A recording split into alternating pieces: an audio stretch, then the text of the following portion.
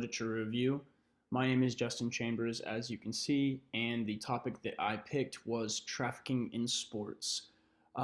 And I really chose this topic because of how I feel that this is very underlooked and it is a very overwhelming aspect of trafficking. There's a lot of different aspects and a multitude of opportunities to traffic within sports, and that is what I'll highlight throughout this presentation. Um, Basically, though, trafficking in sports is basically what it says in itself. It is any kind of trafficking that happens in the sports world, whether that's a kidnapping at a game, or whether traffickers use that game as some sort of camouflage to do whatever they're setting out to achieve as traffickers in that city or during those games.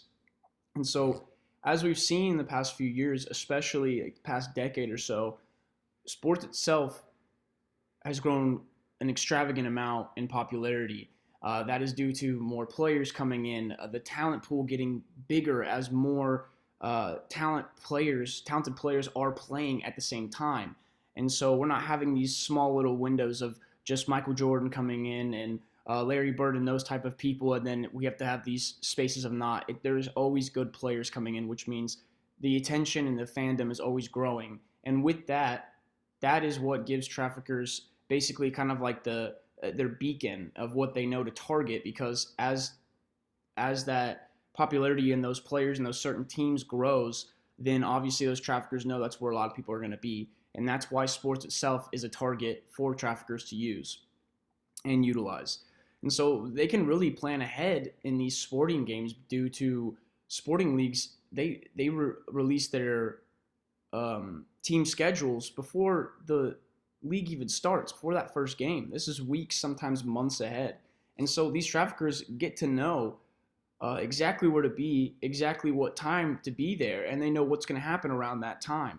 And so this is what gives them. These are just small things that are normal doings for teams and leagues, but no one really looks at the other side of the coin and knowing that this can also help traffickers. And so when I was talking about the camouflage earlier in past slides at the beginning, this is basically what the camouflage is in sports trafficking. It's called the bystander effect.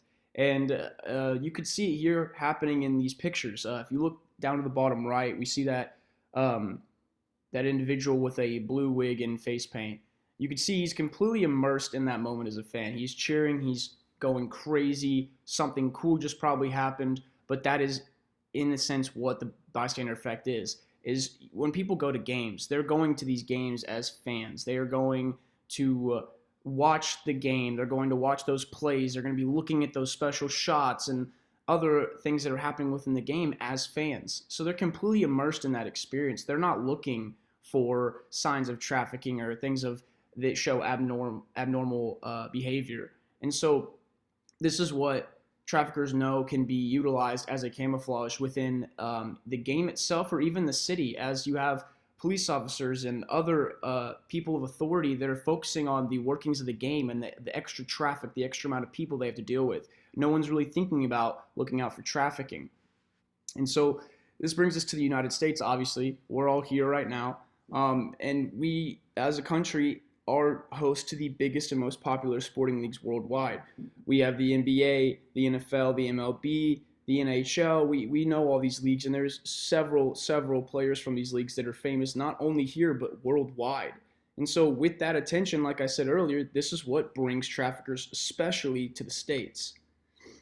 And speaking of states here, you can look at one of the biggest ones we all know, and that's California. If you look down at that little bottom red bar, you see that there's 18 professional teams in the entire state. Now, we'll take that down a little bit and focus on Los Angeles, where that little star is. Just in that city alone, they have 11 of those 18 professional teams, which means in that single city, 766 games are being played within those organizations throughout the country, which means they can follow these teams and know where to go because of those schedules being released prior to the season.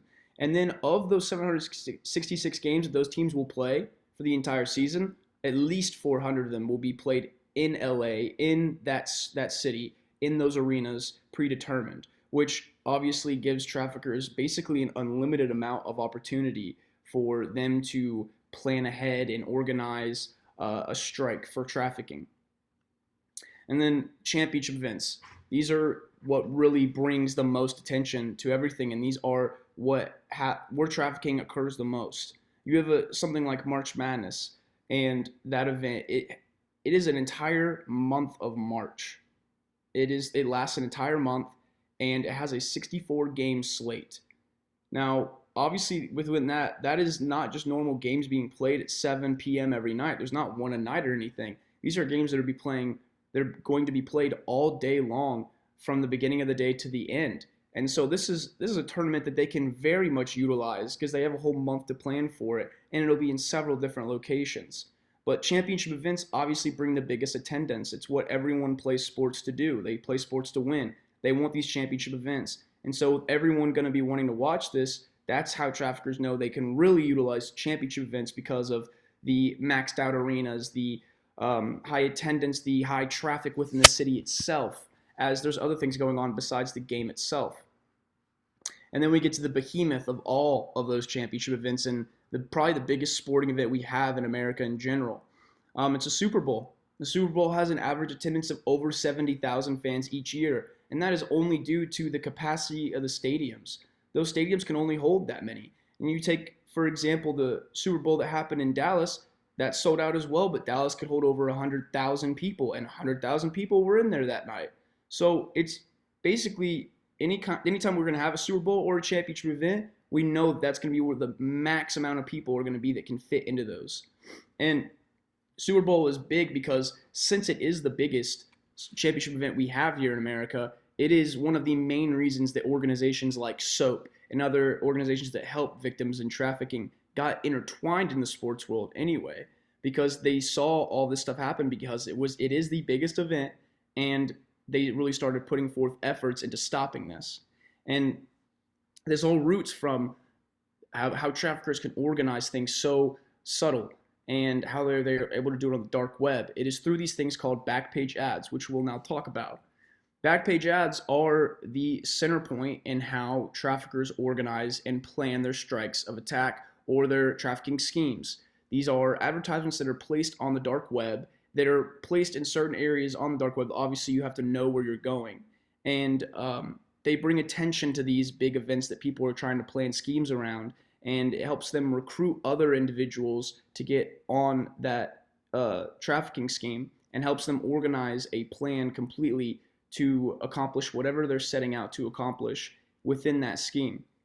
And so advertisements, this is where the numbers start to get crazy when they're crunched, is these advertisements are placed weeks and months in advance, but they receive way more attention and way more hits as the actual day gets closer. You see here it has up to 200% increase in ads on game day itself, which means people could possibly be getting there, placing more ads to connect themselves to more people there and create a bigger overall trafficking scheme.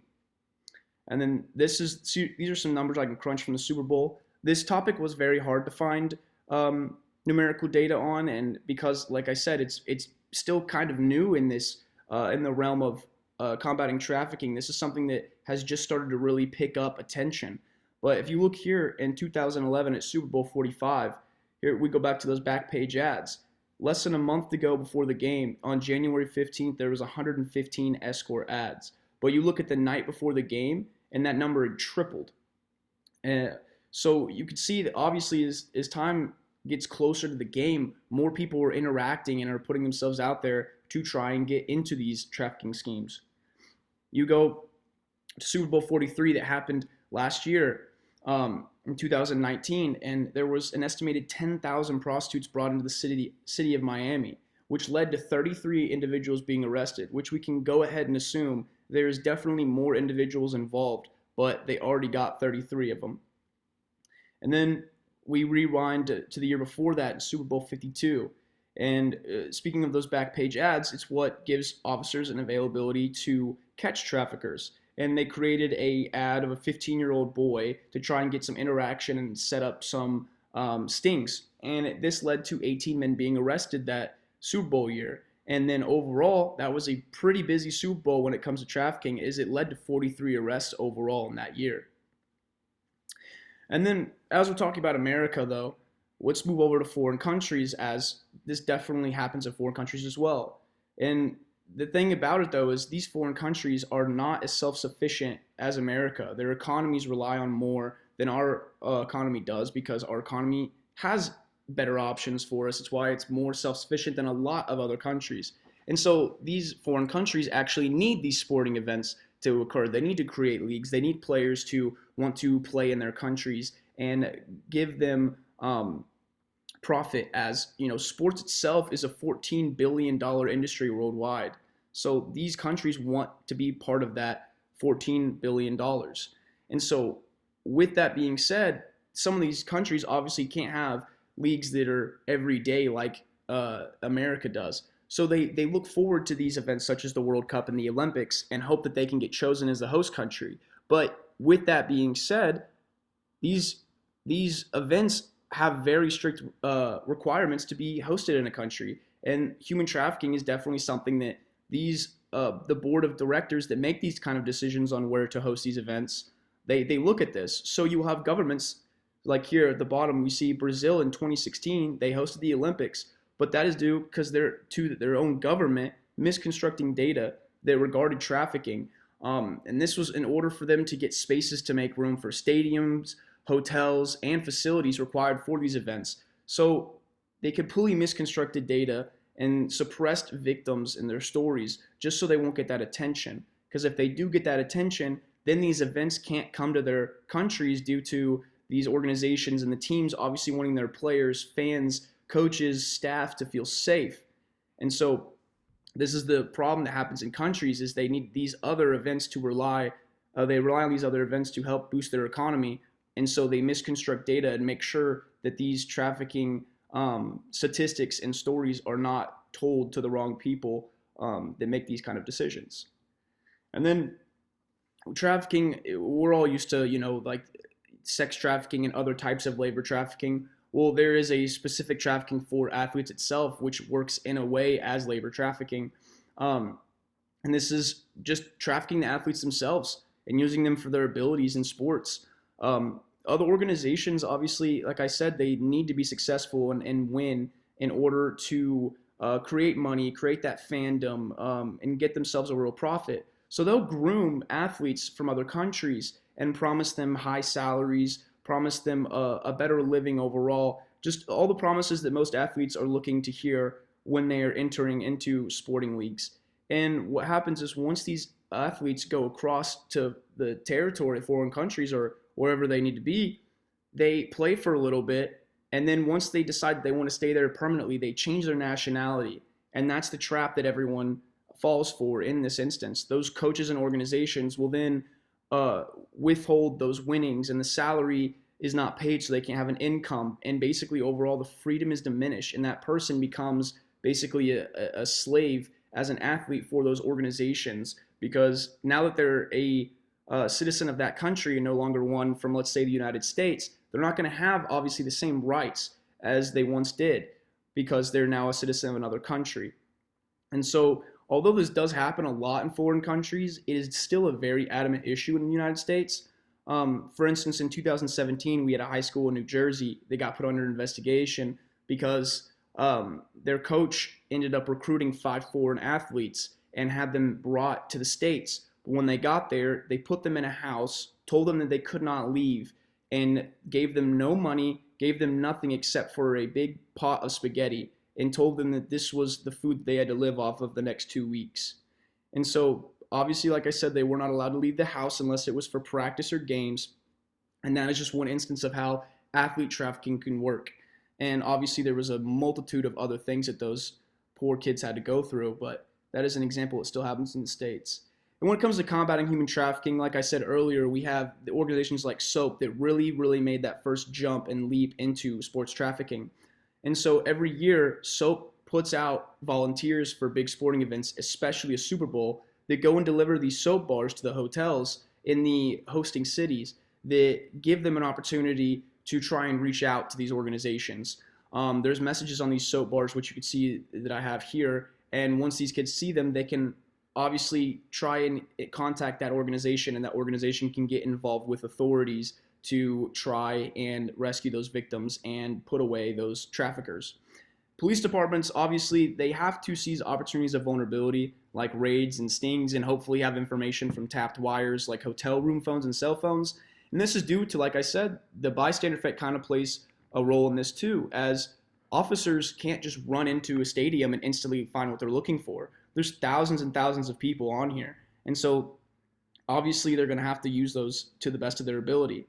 And for the critique discussion, my first topic was just the Super Bowl in itself, but then I realized the issue was much bigger. But it came to a kind of a dead end, as in some instances, there wasn't a lot of numbers or statistics to crunch. But I was able to find stories from other people who have reached out and other instances where I was able to put together as much research as possible. But obviously, there's a lot of knowledge that is still to be learned from this, and authors really do need to utilize that and get a better overall understanding. Thank you.